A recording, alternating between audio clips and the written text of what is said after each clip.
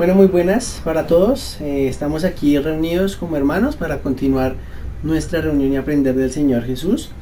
En esta ocasión pues tenemos la tercera parte de nuestra serie El sexo y la supremacía de Jesucristo. Y bueno, les agradecemos a todos por compartir este espacio con nosotros. Ya nuestra reunión de los sábados hoy pues la estamos empezando. Los que quieran pues están invitados para nuestros próximos sábados.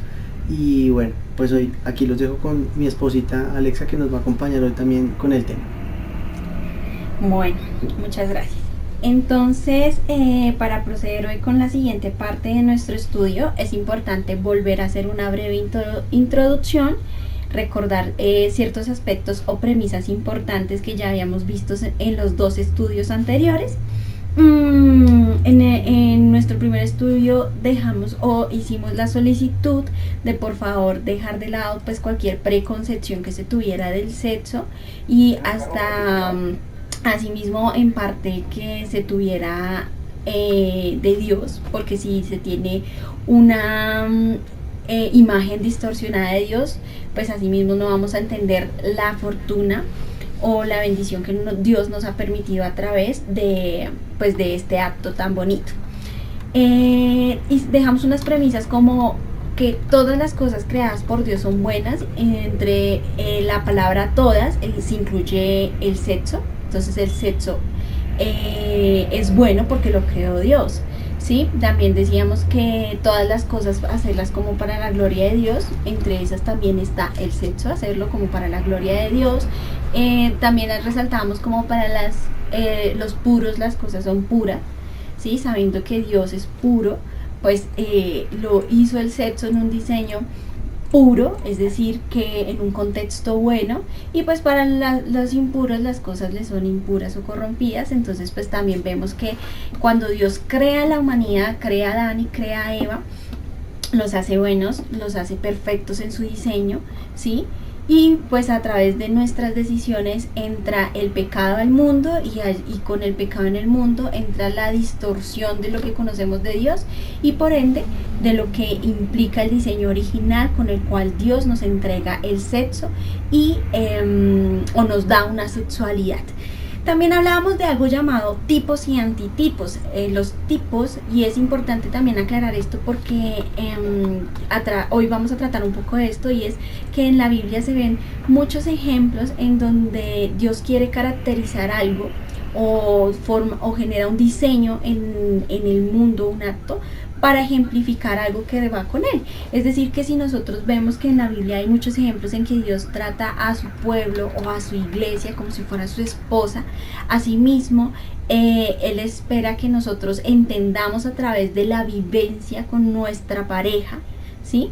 Con nuestro esposo, con nuestra esposa, el diseño, tengamos un ejemplo del amor de Cristo y el acto sexual es equivalente o se equipara, no es igual porque estaría diciendo algo mal, repito, eso es importante dejarlo supremamente claro durante todos los estudios, que no estoy diciendo que nosotros vamos a tener relaciones sexuales con Dios porque eso sería pagano, sino que intimar con Dios, sí, tener esa relación íntima, esa profundidad, y cuando estemos en su gloria y su plenitud eterna se va a comparar ese gozo con el placer que nosotros experimentamos en nuestra relación sexual, ¿sí?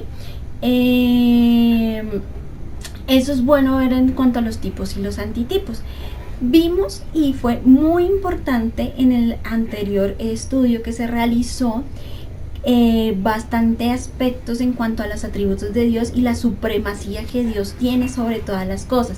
Es decir, que Dios es supremo por encima de todas las cosas creadas y que nos puedan generar expectación a nosotros, que nosotros nos puedan impactar, decir, uy, qué glorioso, qué maravilloso, qué lindo amanecer, qué hermosas estrellas, increíble la magnitud de los átomos, de las galaxias. Por encima de eso, Dios está por encima de eso porque Él es supremo y es más hermoso y es más glorioso y es más grandioso.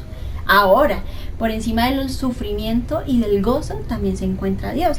Y nosotros veíamos que aún así, tratando de dar toda esa pincelada en todos esos atributos de Dios, no logramos conocer a plenitud de Dios. Por eso es que cuando uno tiene un conocimiento de Dios distorsionado, nuestra sexualidad no está protegida, por ende el diseño original del sexo también está distorsionado. Y lo podíamos ejemplificar con el hecho que hablamos hace 15 días, que los pastores, que hay sacerdotes y que hay personas creyentes que han generado o que tienen una sexualidad impura cuando abusan de niños, cuando son adictos a la pornografía, y eso se debe a que sencillamente o no conocen al Dios de verdad o tienen una muy mala idea de Él, porque por temor a Dios y desagrado de ese Dios al que aman, no pueden realizar una cosa de esas, porque sus conciencias se hacen más susceptibles cada vez cuando están más cerca de Dios, porque cuando conocen al verdadero Dios, el impacto es tan fuerte que uno va a ese primer amor y uno empieza a poner en ese lugar a Cristo, en el primer lugar.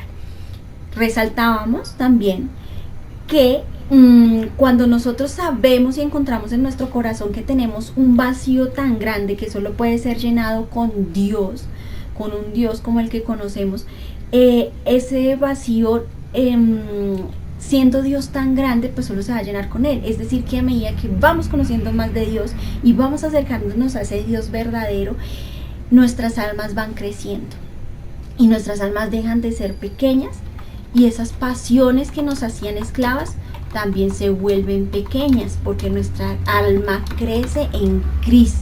Como lo dice Efesios 1:23, que dice, la cual es su cuerpo, en la plenitud de aquel que lo llena todo en todo. Pues aquí nos está hablando de las características de la plenitud del Señor Jesucristo en Efesios 1:23. Por eso pues es la única forma de hallar real plenitud. Entonces, entendemos que cuando empezamos a crecer en Cristo, nuestra alma se expande para crecer y verlo a Él. Nunca nos va a alcanzar nuestra vida ni la siguiente para poder entender y conocer plenamente de Dios, pero sí vamos a empezar a crecer en Él para tener cada día un carácter más parecido a Él. Por eso una persona que no conoce de verdad a Dios no tiene una sexualidad pura o segura. Y adicional a eso, cuando nosotros empezamos a crecer en Cristo, Él toma ese primer lugar. Es decir, que esas pasiones o ese deseo, esas pasiones que nos alejan de Cristo empiezan a ser pequeñas, porque el primer lugar va a estar Dios y Él va a llenar esos vacíos. Pero si una persona no conoce de Dios, si una persona no conoce de Cristo, pues las pasiones pequeñas se vuelven grandes. Y aunque no llenen esos vacíos que nosotros tenemos, pues sí van a generar un impacto importante, como lo es el sexo, y por eso hoy en día ha tomado el lugar en el mundo que le corresponde a Dios. Por eso vemos en todas partes los chistes de doble sentido, vemos las imágenes en revistas, en la novela, la película, cada vez hay más contenido referente a esa dirección, al sexo. Esto nos lo habla también Santiago en el capítulo 4, cuando nos habla de la amistad con el mundo, de que las guerras, los pleitos y pues naturalmente los frutos de la carne vienen de vuestras pasiones, ¿listo? Las cuales combaten en vuestros miembros. Santiago 4, verso 1. Entonces ahí es cuando estas pasiones empiezan a tomar el control, y como no hay un verdadero Dios, algo que llene, pues entonces nos conformamos con ese placer pequeño o ese placer momentáneo, ¿sí? Y que es impactante, sí, porque Dios lo creó precisamente para que nosotros lo disfrutáramos, pero no es la razón principal. Puede estar en un segundo plano porque seguramente lo compartimos con el ser más cercano, que es nuestro esposo o nuestra esposa, pero no es el primer lugar. Entonces, ¿qué pasa? Los deseos se empiezan a hacer más fuertes, y esas pasiones, como no llenan, necesitan que ser, a su vez, ya no llenan, necesitamos buscar algo más. Y ahí es cuando empezamos a generar aberraciones y a experimentar en nuevas cosas en la sexualidad. Empezábamos a hablar en las reuniones anteriores de que la sexualidad la podemos abordar con dos tópicos. Uno es fondo y otro es forma. Fondo se refiere al significado y el propósito con el que Dios establece todas las cosas. Y forma se refiere a la forma, a las maneras en las cuales eso se manifiesta. Entonces, hablando puntualmente con el sexo es una de las formas en las cuales la misericordia de Dios se brinda hacia el hombre. Comparábamos también de que el hecho de saborear buenos alimentos es una misericordia de Dios, ver belleza en la creación es misericordia de Dios. Disfrutar de una relación conyugal con el acto sexual en todo su esplendor es misericordia de Dios y se hizo para disfrutarse, ¿sí? Pero pues estos son cuestiones de forma, y ahora el fondo es la explicación y el propósito total que Dios nos da con esa conexión. Por eso cuando nos desligamos del fondo y nos enfocamos en la forma, el ser humano intenta hallar profundidad en la superficialidad, por decirlo o en palabras más sencillas, intenta hallar profundidad solo con cosas vanas, y es por eso que el ser humano tiende a experimentar más otras formas sexuales en vez de profundizar más en el sentido de la relación entre hombre y mujer. Exacto. Entonces hay dos premisas que hemos venido tratando, y es: la sexualidad fue diseñada por Cristo como una forma de conocer a Dios más plenamente. La segunda, conocer a Cristo más plenamente en toda su infinita supremacía, es el camino diseñado para proteger y guiar nuestra sexualidad. Es decir, que toda la corrupción sexual sirve para oscurecer el verdadero conocimiento de Dios. Importante. Y por eso nosotros, digamos que hacíamos este enfoque con respecto a entender que cuando no hay ese conocimiento de Dios, nuestras almas son pequeñas, y asimismo esas pasiones van tomando más fuerza porque son pasiones pequeñas, y que nosotros como cristianos no le tenemos temor al sufrimiento, o no, digamos que no somos en Cristo entendemos que el sufrimiento toma otra perspectiva, porque ponemos los ojos en la mirada eterna, en donde el sufrimiento o el carácter de Cristo nos otorga otro tipo de plenitud de gozo eterno con Dios, y asimismo nos mostrábamos y resaltábamos ciertos versículos en donde habían hasta premios por ese tipo de sufrimiento. Listo. Entonces por eso las pasiones, pues sí tenemos que no permitírnoslas o estar fuera de ellas hasta cuando encontremos la persona. Cuando decidimos compartir nuestra sexualidad, no va a haber ningún problema, porque digamos que poníamos el ejemplo de que si tu ojo te es ocasión de pecar, pues sácatelo. Es mejor que llegues tuerto al cielo y no que todo tu cuerpo se vaya al infierno, ¿sí? Porque Cristo ponía una barrera bastante alta de superar, que es que ni siquiera ya codiciar una mujer es tomado como pecado, porque Él quiere que realmente seamos sexualmente puros. Entonces, asimismo, nosotros tenemos que empezar a entender estas verdades y comenzar a armar pues nuestros rompecabezas.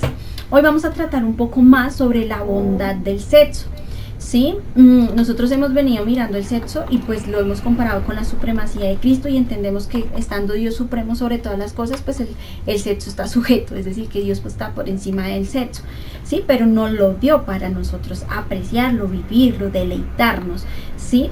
Sin embargo, pues hoy en día el mundo pues ha hecho del sexo a un Dios, y aunque no es mucho, lo decía, no es mucho lo que da el sexo, pues la gente ha tomado esto de forma tan desmedida que pues lo veíamos, se comercializa bastante en todos los productos, y verlo en hablo de productos en general como revistas, maquillaje, tiendas de sex shop, o sea, hay cantidad de cosas referentes girando en torno a este tema que pues se le da un poder muy grande, ¿sí?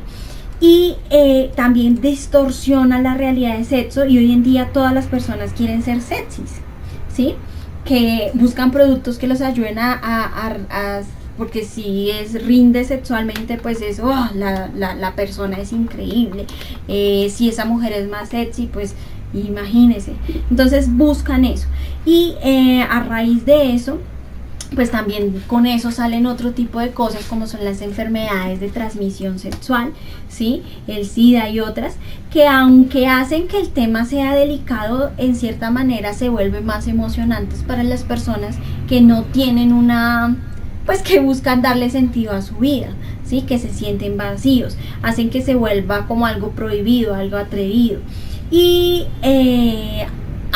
eso tiende a que, como es mayor lo que está en juego, pues va empoderando más el sexo de lo que debería.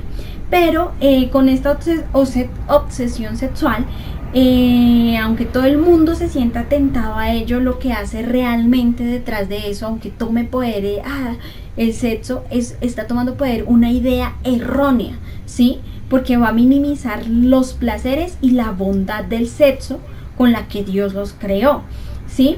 Porque como se le ha dado un valor excesivo, cuando la gente lo experimenta de forma errónea, no sacia o sencillamente no es lo que espera, ¿sí? Como, tener sexo, pues sí, chévere, rico, pero vivir casado para tener sexo, pues tampoco vale la pena, ¿sí? Digamos que pierde la razón esencial con la cual Dios crea el sexo.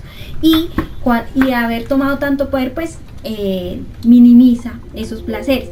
Entonces, en cierta manera entendamos que obviamente así como hay un Dios, también nosotros conocemos como cristianos que hay un enemigo, que el diablo, que es como nosotros lo conocemos, distorsiona todas las cosas que Dios crea o nos otorga, ¿sí? Porque pues, sencillamente está aquí para engañar. Entonces, sabiendo que Dios nos da algo tan hermoso como es el sexo para generar placer, pues Él distorsiona la idea y de hecho pues en cierta manera también odia que nosotros tengamos placer, ¿sí? Porque entendamos esta idea general, y es que la fórmula es un deseo que cada vez que es mayor da un placer cada vez menor. Básicamente es eso. Un ejemplo de esto lo podemos hallar en Eclesiastés, cuando el Salomón se dedicó a brindar todos los placeres para sí mismo. En Eclesiastés 2 podemos ver aquí en la pantalla que dice: no negué a mis ojos ninguna cosa que desearan, ni aparté mi corazón de placer alguno. Se refiere explícitamente a placer sexual, porque mi corazón gozó de todo mi trabajo, y esta fue mi parte con toda mi faena. Aquí habla después de que se ha engrandecido, aumentó sus bienes, tocó instrumentos de música, y entre todos estos placeres pues naturalmente es conocido por nosotros por la propia palabra de Dios que Salomón pues tuvo más de 300 mujeres y 700 concubinas. Entonces implica aquí los placeres sexuales, pero vemos aquí lo que dice: mire yo luego todas las obras que habían hecho mis manos y el trabajo que tomé en hacerlas, y he aquí todo era vanidad, que es lo que leemos aquí en estos dos versículos. Luego dice: y aflicción de espíritu, y sin provecho debajo del sol. Esto es a lo que se refiere mi esposa y pues obviamente referido por nuestro Señor Jesucristo, que es quien establece la palabra eterna, que entre más queremos obtener, menos satisfechos nos sentimos, porque no está la plenitud de aquel que lo llena todo en todo, como lo vimos ahorita. Y dice: después volví yo a mirar para ver la sabiduría y los desvaríos de la necedad, porque ¿qué podría ser el hombre que venga después del rey? Es decir, el rey había probado todo este tipo de placeres, y en particular el que nos compete hoy, el sexual. Exacto, entonces a eso me hago referencia cuando digo es un deseo cada vez mayor de placer. Un deseo cada vez mayor da un placer cada vez menor. Entonces ahí es donde tenemos que referirnos. Y si llevamos esta situación de Salomón a la actualidad, volvemos al hecho de que hay revistas, en los supermercados hay películas, ¿sí? Las publicidades de productos, todo esto tienen la técnica que giran en torno a ciertos sentidos, en doble sentido con la sexualidad, haciendo que los deleites pues estén supremamente grandes, y cuando ya se va a la realidad de la situación pues no es tan cierto, ¿sí? Empieza a generar como a incitar a todo el mundo detrás de esta idea del sexo, porque pues es una de las cosas que pueden más impactar en la vida de las personas. Entonces nosotros entendemos que el sexo es bueno porque Dios lo creó, ¿sí? Pero también tenemos que entender que básicamente tenemos que glorificar a Dios a través de este acto, ¿sí? Porque es que básicamente Dios creó el sexo porque Dios es bueno, y Dios es glorificado a través del sexo, y lo debemos recibir como su regalo con acción de gracias. Si nosotros aplicamos esto en nuestra vida sexual, pues nosotros vamos a tener una vida sexual mucho más santa. De eso es que de esa misma forma nosotros vamos a disfrutar el sexo como Él quisiera que nosotros como quería desde un principio que nosotros lo disfrutáramos, y no como lo que nos venden cada día o en cada publicidad o en cada estandarte en el mundo actual, ¿sí? Entonces, ¿cómo nosotros podemos saber que realmente pues el sexo es bueno y quiere Dios que lo disfrutemos? Ahí es importante, y por favor ayúdame con Génesis 2 del versículo 23-25. Vamos a tratar un poco sobre qué piensa la Biblia con respecto al sexo y además enfocado pues al matrimonio. Sí, aunque entendamos que matrimonio pues obviamente va encerrado dentro de esa persona con la que nosotros compartimos en todo momento. Dice aquí en Génesis 2 verso 23, dijo entonces Adán: esto es ahora hueso de mis huesos y carne de mi carne. Esta será llamada varona porque del varón fue tomada. Exacto. Entonces ya 25, ay, perdóname. Por tanto dejará el hombre a su padre y a su madre y se unirá a su mujer y serán una sola carne. Y estaban ambos desnudos y Adán y su mujer no se avergonzaban. Entonces acá vemos que pues están haciendo referencia de esta es hueso de mis huesos, carne de mi carne, bueno, se llamará mujer, ¿sí? Y cuando hay una relación íntima también se entiende que los dos se funden en un solo ser, ¿sí? Y que estaban desnudos, pero ninguno de los dos sentía vergüenza hasta ese momento. Porfa, ayúdame con Apocalipsis 19, 6, 7. ¿Sí? Estamos tratando de revisar la bondad del sexo dentro de todo esto. Listo. Nos dice Apocalipsis 19, versos 6 y 7. Y oí como la voz del cordero de una gran multitud, como el estruendo de muchas aguas y como la voz de grandes truenos, que decía: Aleluya, porque el Señor nuestro Dios Todopoderoso reina. Gocémonos y alegrémonos y demos de gloria, porque han llegado las bodas del Cordero y su esposa se ha preparado. Listo. Entonces vemos en Génesis que hay una unión, ¿sí? Cuando Dios pues entrega a Adán, a Eva, y acá también vemos otra reflexión con respecto a otra comparación con respecto a su iglesia, que hay una figuración de matrimonio, ¿sí? Por favor, ayúdame con Apocalipsis 21:2. Ahí vemos los dos actores, el Cordero y su esposa, como antitipo de los tipos que estamos manifestando ahorita de Adán y Eva. Apocalipsis 21:2.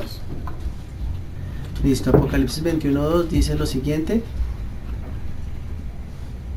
y yo, Juan, vi la santa ciudad, la nueva Jerusalén, descender del cielo de Dios, dispuesta como una esposa ataviada para su marido. Importante la palabra ataviada.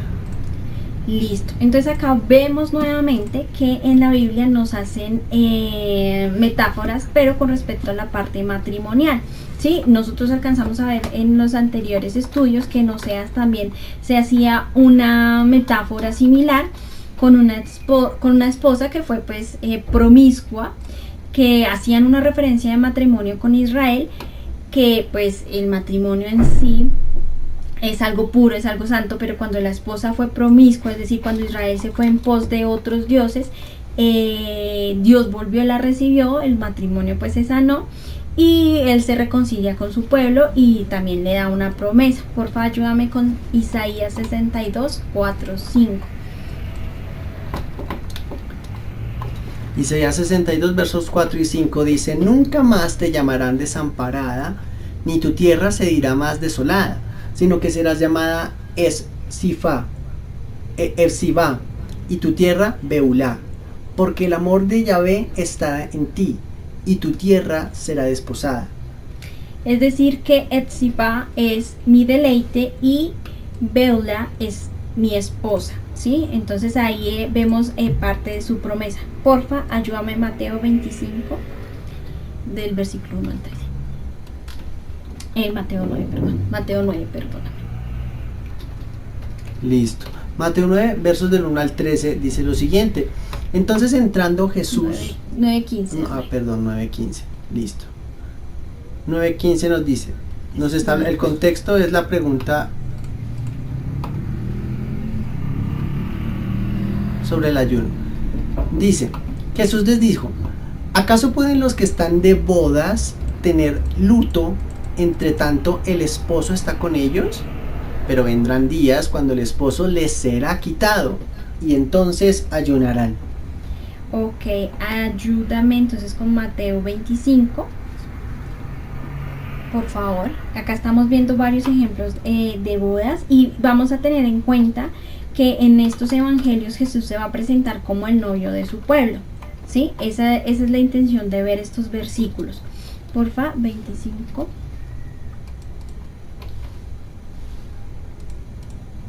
¿Qué verso? Léeme el de 1 al 13. Dice lo siguiente, el contexto es la parábola de las 10 vírgenes. Entonces el reino de los cielos será semejante a 10 vírgenes que tomando sus lámparas salieron a recibir al esposo. 5 de ellas eran prudentes y 5 insensatas. Las insensatas, tomando sus lámparas, no tomaron consigo el aceite. Importante. Mas las prudentes tomaron aceite en sus vasijas, juntamente con sus lámparas. Y tardándose el esposo, cabecearon todas y se durmieron. Y a la medianoche se oyó un clamor: «He aquí viene el esposo, salid a recibirle».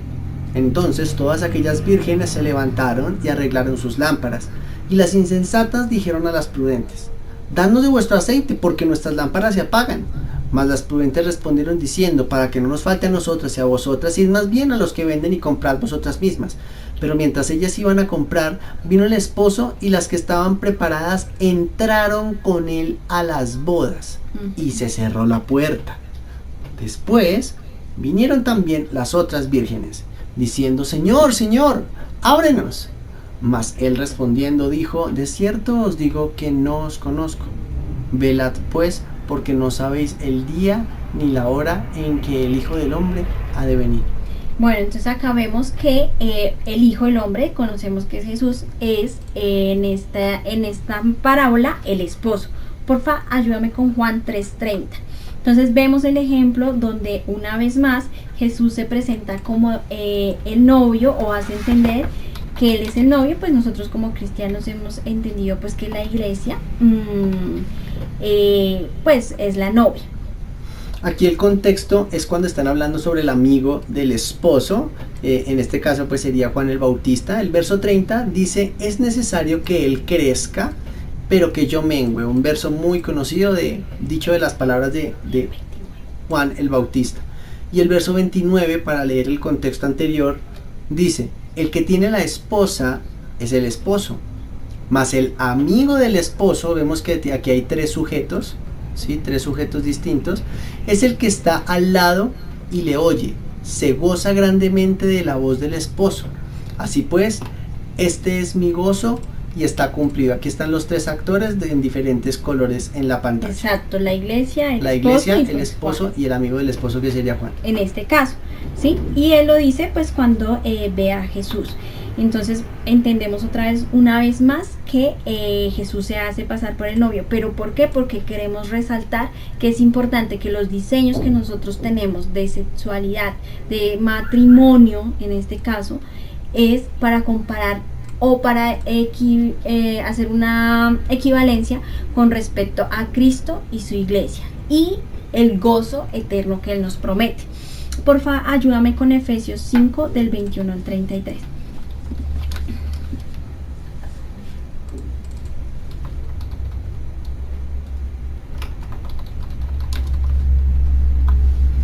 Dice: «Someteos unos a otros en el temor de Dios.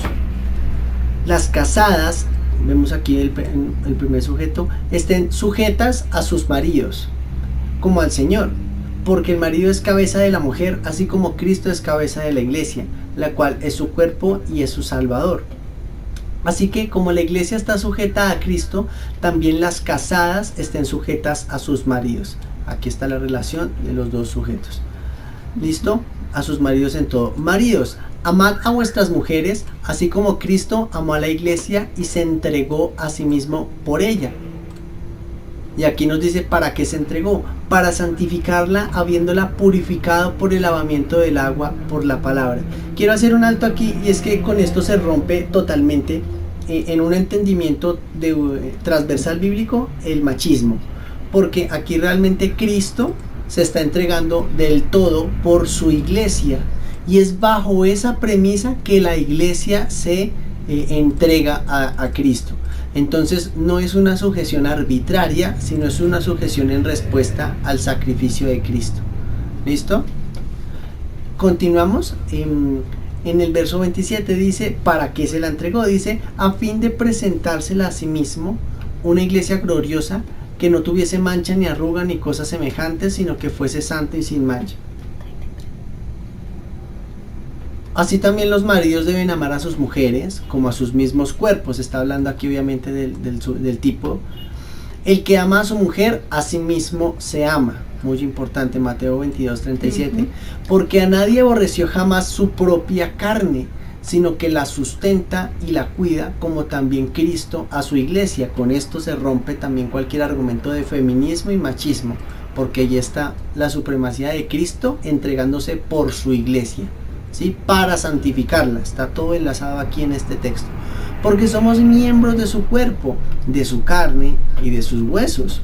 Por esto dejará el hombre a su padre y a su madre y se unirá a su mujer, y los dos serán una sola carne. Que después esto sería una parte del propósito fundamental que nos dice en el versículo anterior de para santificarla.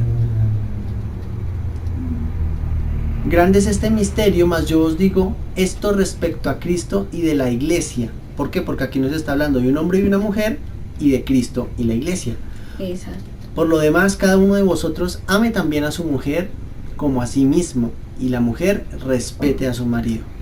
Entonces acá vemos otra vez, Pablo está haciendo referencia al matrimonio humano como una tipificación del matrimonio entre Dios y su pueblo. Obviamente habla sobre unas responsabilidades, lo habla muy detallado, lo repite entre el esposo y la esposa, o sea, el esposo a la esposa, de la esposa al esposo, ¿sí? Que corresponden al matrimonio, y habla también sobre cómo los dos se vuelven una sola carne, y lo dice en el versículo 32, esto es un misterio profundo, ¿sí? Pero aún así, lo compara, hace la tipificación con el matrimonio de Dios con su pueblo. Entonces, entendamos que la Biblia hace que lo sexual se manifieste, o sea, el escenario sexual se manifieste de forma que quebranta el pecado, ocupando un lugar importante entre las cosas que Cristo vino a redimir, ¿sí? O sea, la parte sexual nos lo dio como un regalo, pero Él quebranta todo tipo de pecado cuando viene Cristo y redime esas cosas, y nosotros somos redimidos a través de Él.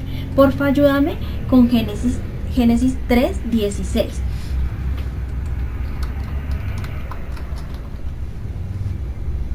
A la mujer dijo, multiplicaré en gran manera los dolores en tus preñeces, con todo dolor darás a luz los hijos, y tu deseo será para tu marido, y él se enseñoreará de ti. Entonces acá vemos que, pues obviamente cuando entra el pecado, pues rompe pues esa relación sexual que Dios diseñó inicialmente entre el hombre y la mujer. El parto se vuelve algo doloroso, el deseo de la mujer pasa para su marido, ¿sí? Y el hecho matrimonial se convierte como en un campo de batalla, ¿sí? Pero, como decía hace un momento, Cristo viene y redime este tipo de cosas. Porfa, ayúdame también con Romanos 1:21 hasta el 24, porfa. No, bueno. Listo, nos habla de una epístola de carácter universal que nos dice, pues habiendo conocido a Dios, no le glorificaron como Dios ni le dieron gracias, sino que se envanecieron en sus razonamientos y su necio corazón fue entenebrecido. Explico un momento algo, lo que acabamos de ver en el anterior, que es la ruptura de la relación entre Adán y Eva, es lo que estamos viendo aquí, entre la ruptura de la relación de su creación con Dios, ¿sí? Es un tipo y antitipo, ¿vale? Entonces aquí vamos a ver cómo se siguió rompiendo esa relación. Profesando ser sabios se hicieron necios, cambiaron la gloria del Dios incorruptible en semejanza de imagen de hombre corruptible, de aves, de cuadrúpedos y de reptiles, es decir, la idolatría que reflejaba también Israel. Por lo cual también Dios los entregó, es decir, un juicio, a la inmundicia en las concupiscencias de sus corazones, que fue lo que vimos al principio en la prédica en Santiago 4, los deseos de nuestros miembros. Y dice, de modo que deshonraron entre sí sus propios cuerpos. Entonces es importante entender que la oscuridad o el pecado conduce también a la idolatría.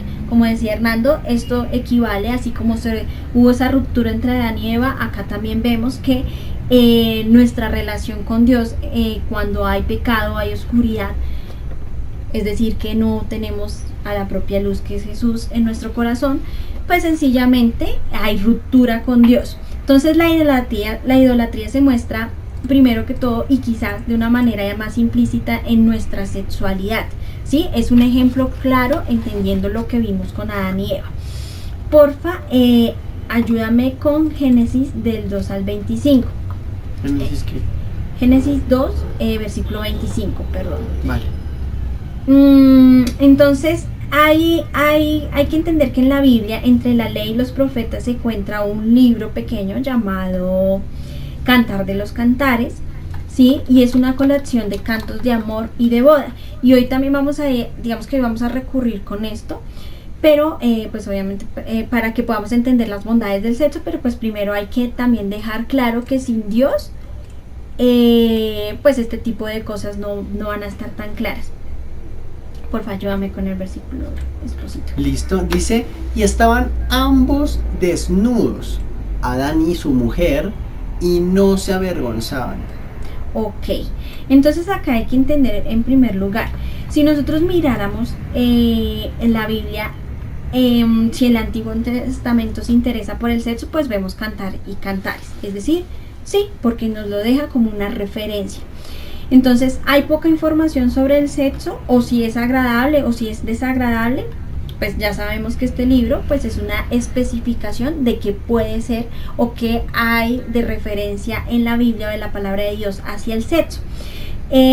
Cuando se lee este libro para hablar del gozo, del sexo, del placer, de la comunión y de la celebración entre dos personas en este acto, el embarazo ni siquiera se menciona, por como muchas veces lo han tratado de indicar que el sexo es una forma de reproducción que Dios estipuló y ya. Es importante entender esto porque cuando nosotros leemos sobre la cultura hebrea en el Antiguo Pacto, se denota una imagen de tabú hacia el sexo, como si lo ocultaran o no fuese tan revelado, ¿sí? Y eso no puede llevar a la falsa imagen de que Dios creó el sexo exclusivamente para la procreación, ¿sí? Entonces es importante entender de que uno de los objetivos necesariamente es la procreación, uno de los objetivos, porque Dios les dijo creced y multiplicaos, llenar la tierra y sojuzgarla, Adán y Eva, naturalmente, ¿sí? Pero también lo creó como deleite para el placer, porque, vuelvo y insisto lo que comentaba Alexa, obviamente, sobre lo que nos indicaba Cantar de los Cantares. Ok, entonces es importante lo que está diciendo acá mi esposo, porque Cantar y de Cantares redime ese cuadro, esa idea principal del sexo, ¿sí? Que no es solo para una procreación. Entonces acá Hernando pues hablaba o leía el versículo 25 de Génesis 2 y decían que la mujer y el hombre estaban desnudos y no sentían vergüenza. Entonces, ¿qué sentían en esa época? Muy seguramente lo que especifica Cantar de los Cantares pues llena ese vacío o contesta esa pregunta. Es decir, sentían placer, porque si lo comparamos con Cantares creo que es el capítulo 1, ¿cierto? Sí, porfa, yo me con el capítulo. Cantares capítulo 1, miremos cómo empieza a Cantar de los Cantares en el verso 2. Dice, oh, si él me besara con besos de su boca, porque mejores son tus amores que el vino. Esto es una expresión bíblica del deleite sexual y íntimo entre pareja. Exacto, si nosotros miramos cómo empieza Génesis 1.1, dice, en el principio creó Dios. Juan 1.1, en el principio era el verbo. Pero Cantar de los Cantares es muy introductorio, es muy directo al decir, si él me besara con besos de su boca, porque mejores son tus amores que el vino, ¿sí? Eso básicamente dice, cólmame de besos, ¿sí? Porque hace referencia a que es tan fuerte ese éxtasis de amor, ¿sí? Esas connotaciones físicas, eróticas, las caricias que hay entre ellos, que genera más euforia y embriaga más que lo mismo, más que si consumiera pues propiamente el vino. Esa es la diferencia entre los demás libros, como lo comentaba. Entonces, entonces Cantar de los Cantares empieza a hacer referencia a el sexo que es y para que Dios pues nos lo entrega, ¿sí? Para que sintamos también esa euforia, esa felicidad. Yo sé que algunos están levantando su mano, ya lo alcancé a ver. Digamos que para no perder el hilo, pues porfa, háganme las preguntas, se me olvidó decirlo, y al final las vamos a contestar todas, ¿sí? Por favor, en el chat escriben las preguntas. Entonces esa es la intención, que acá nos empiezan a explicar a qué quiere llegar Dios con el sexo y cómo nos lo otorgó. Porfa, ayúdame con Cantares capítulo 1:9, versículo 9. Bueno, más abajo aquí vamos a todos estos primeros versículos naturalmente hablan del deleite entre pareja, y el verso 9 nos indica la esposa y su esposo. Dice: a yegua de los carros de Faraón te he comprado, amiga mía. Te he comparado, amiga mía. Entonces es importante entender lo siguiente. Muchas veces en el mundo cristiano se ha dicho, pero yo cómo le voy a decir yegua a mi esposa, ¿sí? Y bueno, es importante entender que estamos leyendo la palabra de Dios, pero su contexto fue realizado hace más de 2000 años en una cultura judía. Entonces, en esa cultura judía, las ejemplificaciones, las comparativas se rehacían conforme a esa época. No podemos decir que Salomón le dijera: no, eres tan inteligente como el iPhone, ¿sí? Eres tan dulce como Candy Crush. Pues ¿sí? digamos que es una tipificación, ¿sí?, de lo mejor que se podría hacer en esa época, correcto. Entonces, por eso, con ese entendimiento contextual y cultural, vamos a ver con muchos mejores ojos las comparaciones y sobre todo los cortejos, porque esto en esencia es un cortejo que le está haciendo tanto el hombre a la mujer como la mujer al hombre. Si uno lo lee la nueva traducción viviente internacional. Esta es nueva versión internacional. Gracias, mi amor. Es que no soy muy buena con eso. Sí. Entonces dice: tú y tus adornos, amada mía, me recuerdan a las yeguas enjaezadas de los carros del faraón. Y acá es importante entender que los carros del faraón no tenían yeguas, ¿sí? En esas caballerías no habían yeguas, porque si las hubieran habido y así de ensajadas, pues causaría alborotos de excitación por parte de los caballos, ¿sí? Eso significa que, esto es muy importante, la palabra enjaezadas, mírenme por favor la pantalla, cuando la buscamos significa cuando los caballos están ataviados, en este caso la yegua, ¿sí? Entonces, obviamente al ver el caballo a su yegua enjaezada, le produce excitación, y esa excitación y ese erotismo pues obviamente despierta el amor eros, que es lo que nos habla la Biblia, de los tres tipos de amor: el erótico, filial y ágape. Despierta el amor eros, que es erótico, obviamente pues sexual, ¿sí? y conyugal. Entonces eso es lo que se refiere aquí cuando vemos en la versión nueva versión internacional, Cantares 1:9, que dice: tú y tus adornos, miren la imagen de los caballitos por favor, miren los adornos de los caballitos. Dice: tú y tus adornos, amada mía, me recuerdan a las yeguas enjaezadas de los carros del faraón. Entonces esta expresión yeguas enjaezadas es como es un tipo de lo que significaría realmente la belleza de la iglesia, ¿sí? O diciéndolo también crudamente, la belleza de una mujer en su cuerpo escultural.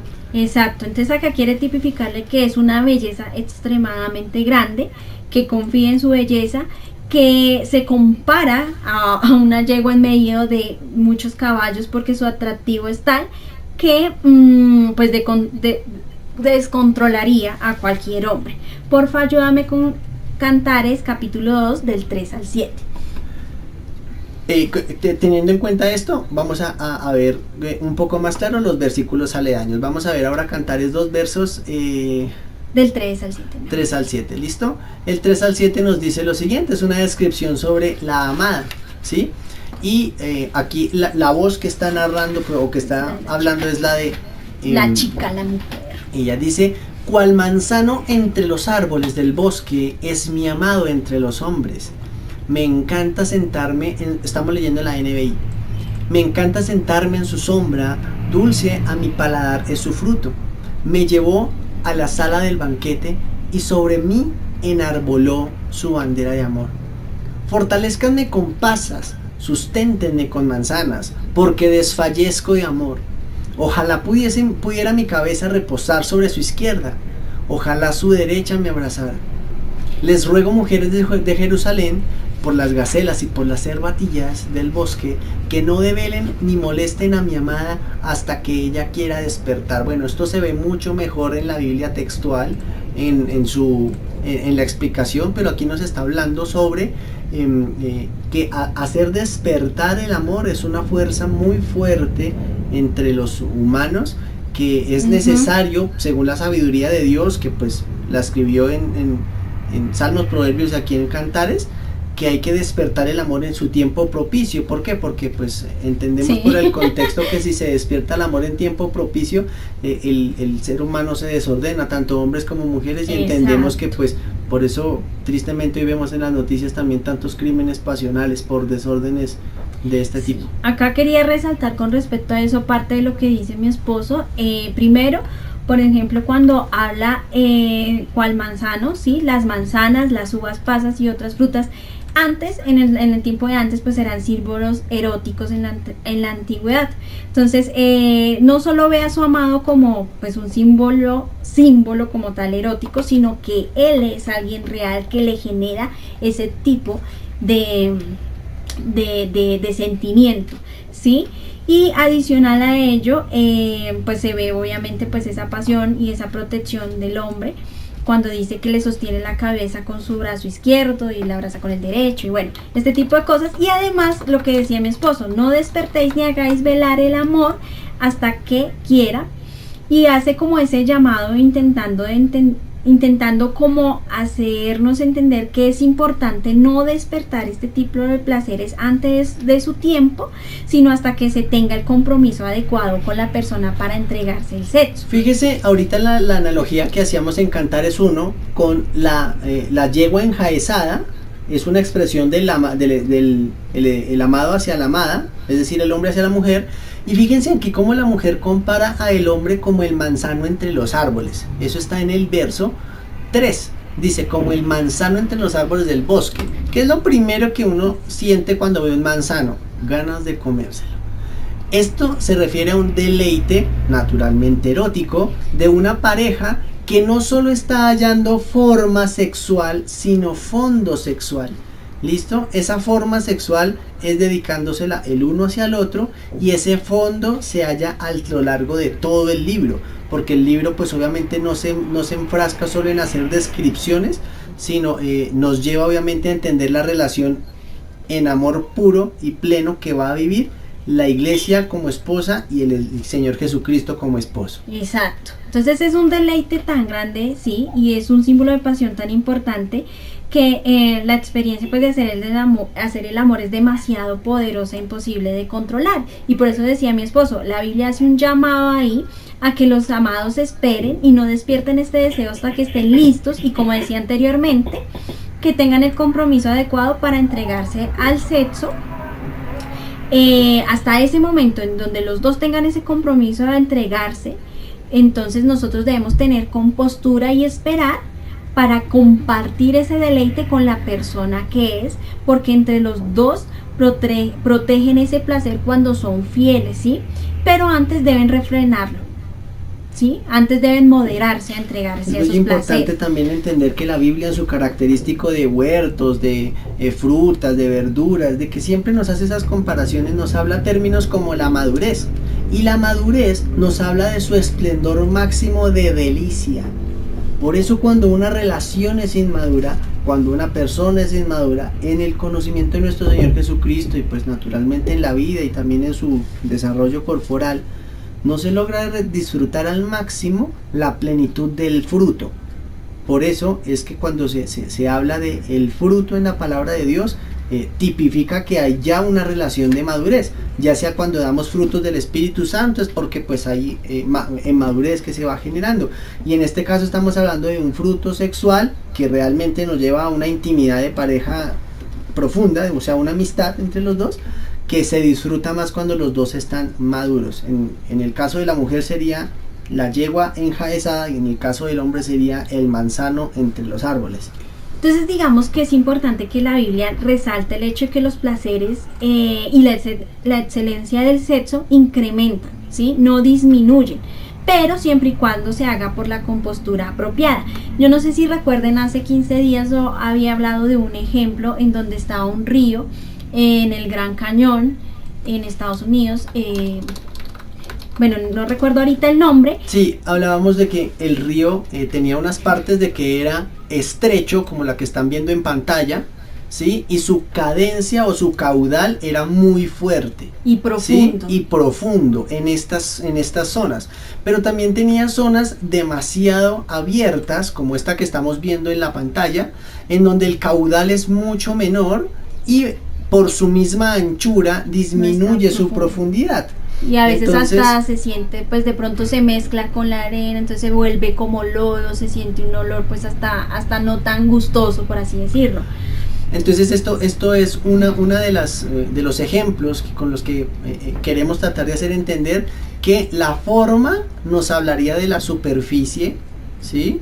Y de cómo se degusta o se siente el agua, y el fondo se refiere al caudal o la fuerza que puede llevar. Es decir, una relación conyugal puede llegar a tener muchísimas más profundidad y más fuerza, no solo en amistad, sino específicamente en fuerza erótica, cuando se dedica exclusivamente con una persona, ¿sí? Pero lamentablemente para esto, pues tristemente se han creado muchos tabús que han castrado en el cristianismo la plenitud de una pareja. Entonces sí, es importante entender ese erotismo siempre con los pensamientos anclados a la palabra de Dios, no aprendiendo erotismo del mundo, ¿sí?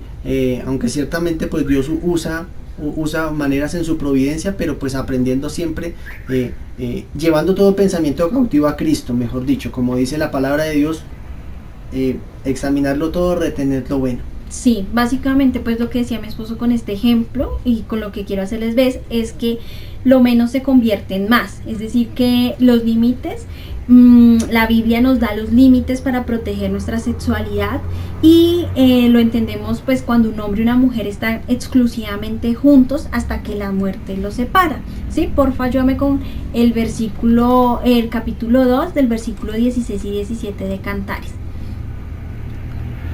Listo, acá nos habla sobre Cantares 2, 16 y 17. Vamos a leerlo de la Biblia textual. Listo, aquí nos dice la Biblia textual: mi amado es mío y yo suya. Él pastorea entre lirios hasta que refresque el día y declinen las sombras. Vuelve, hermano mío, sé como el corzo o el cervatillo sobre las montañas de Beter. Entonces acá vemos que se enfatiza sobre la exclusividad del compromiso que hay entre la pareja, un compromiso mutuo, y también es una fórmula a nivel humano que lo hace reflejado de Dios y su pueblo, si lo comparamos con Oseas 2, capítulo 2 del versículo 23, Oseas. Bueno. Que también vemos que hay un compromiso de Dios a su pueblo. Listo, entonces aquí volvemos a la relación de Dios y su pueblo, que es tipificada como el esposo y la esposa, y dice aquí: y la sembraré para mí en la tierra, y tendré misericordia de Lo Ruhama, y diré Lo Amni, tú eres pueblo mío, y él dirá Dios mío. Esto es Oseas 2:23. Exacto. Entonces acá vemos otra vez que hablan de pertenecerse el uno al otro. Por favor, ayúdame mientras tanto con el capítulo 4, versículo 5. Y lo veíamos hace un rato con el capítulo 5 cuando leía el versículo 13 que habló de los lirios, ¿sí? Que no solo describen una belleza que uno ve, sino hablan de la belleza del amado, que es otra metáfora, ¿sí? Que es otra metáfora con respecto a la imagen de la sexualidad, en donde son los labios del hombre, ¿sí? Entonces, no, mi amor, Cantares capítulo 5, versículo 13. Listo, Cantares 5:13 nos dice lo siguiente: sus mejillas como una era de especias aromáticas, como fragantes flores, sus labios como lirios que destilan mirra fragante. Perfecto. Entonces ahí era lo que decía, no solo hablan de la belleza del esposo, sino también de que hace referencia a una metáfora de la belleza de los lirios como los labios del hombre.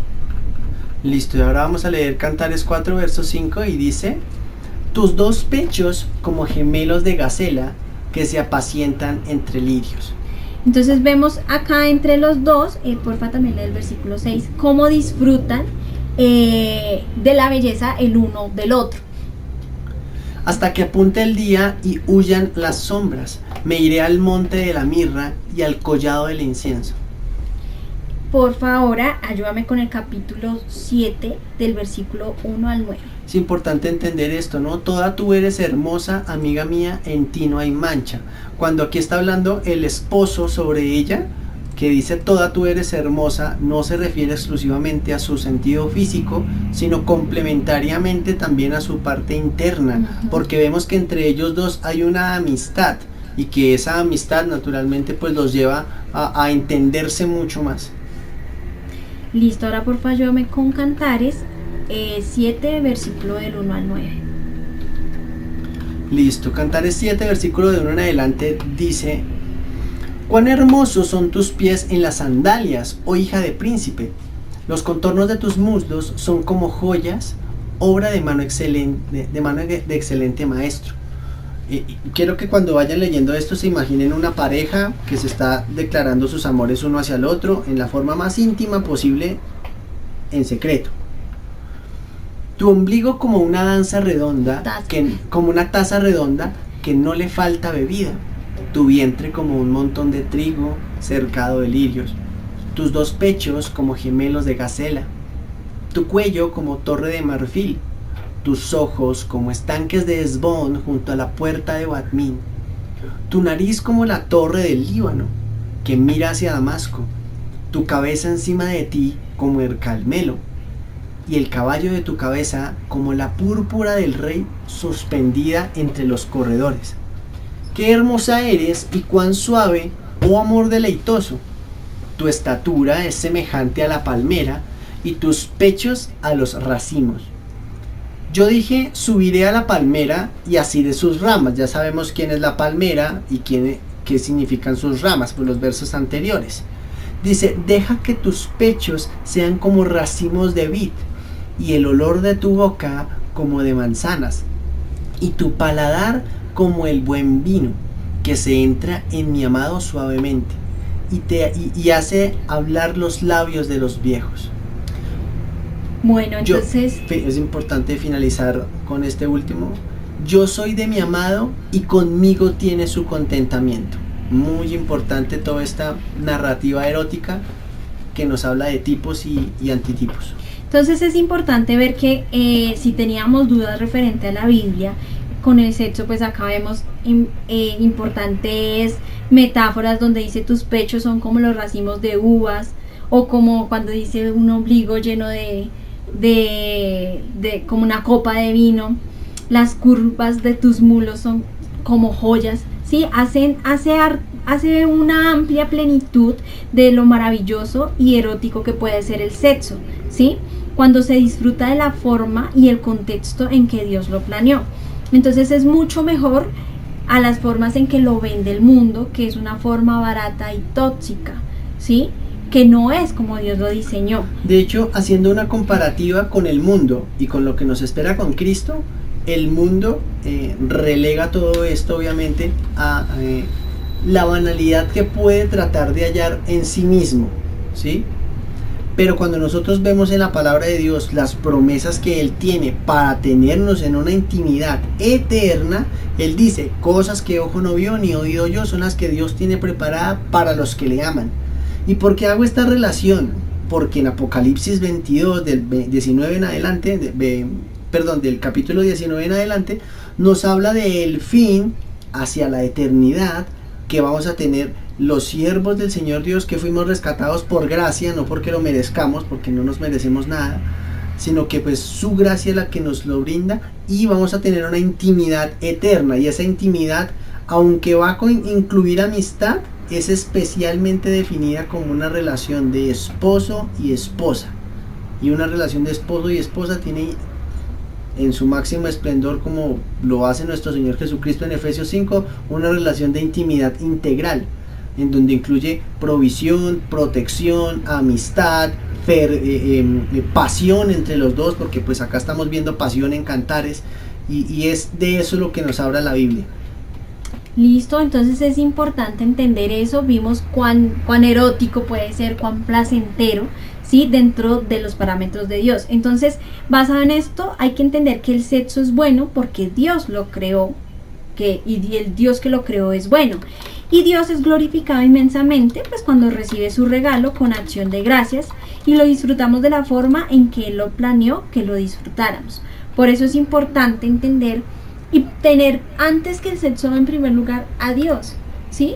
Y entender cuál Dios, qué Dios, ¿sí? Porque cuando vamos entendiendo a Dios de forma correcta, entendemos también que podemos tener una plenitud en nuestra intimidad sexual. Aquí cuando dice y vio Dios que era bueno, nos habla de la bondad de Dios para las cosas, ya lo hemos hablado, ¿sí? Que Dios pudo haber hecho que nosotros comiésemos, pero no que supiésemos, no que tengamos sabores ricos.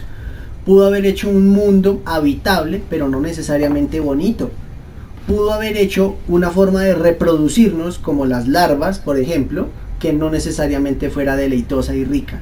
Exacto. Pero entonces Dios estableció esos placeres porque son buenos, y esos placeres arraigados a Él no solo van a tener forma, sino fondo. Es importante entender que cuando decimos todo lo que creó Dios es bueno, incluye el sexo, ¿sí? Y pues entendamos que el que lo hizo y lo creó fue Dios, ¿sí? O sea, Dios nadie le dijo tome esto y con esto haga lo que pueda, ¿sí? No, sencillamente Dios lo hizo conforme a como Él quiso, siendo un Dios maravilloso, ¿sí? Hizo un mundo maravilloso, hizo un mundo grande, hermoso, y el material que pudo haber tenido fue lo que hay en su pensamiento. Es decir, que si hay alguna clase de limitaciones porque Él lo quiso dentro de su pensamiento, pero aún así el Dios que creó el sexo es un Dios sabio y amoroso, y Él crea el sexo también con una idea sabia y amorosa, y eso es lo importante que nosotros tenemos que entender. Nosotros vemos que Dios crea los cielos y crea la tierra, y la crea con amor, con libertad, con lo mejor que pudo haber en su corazón amoroso, sabio y santo. Porfa, ayúdame con Corintios 6, versículo 13. Y lo hace así porque Él lo hizo. Listo, entonces, ¿Primera de Corintios? No, mi amor. Primera de Corintios capítulo 6, 13. Listo, y el verso 13 nos dice: las viandas para el vientre y el vientre para las viandas, pero tanto a lo uno como a las otras destruirá Dios, pero el cuerpo no es para la fornicación, sino para el Señor, y el Señor para el cuerpo.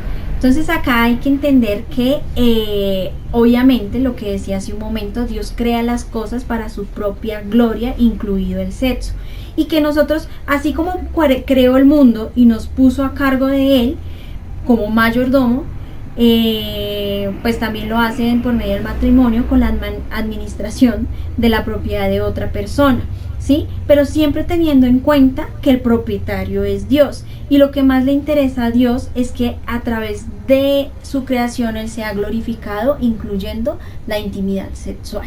Entonces vamos a dejarlo hoy hasta aquí el estudio por el tiempo, porque ya es momento.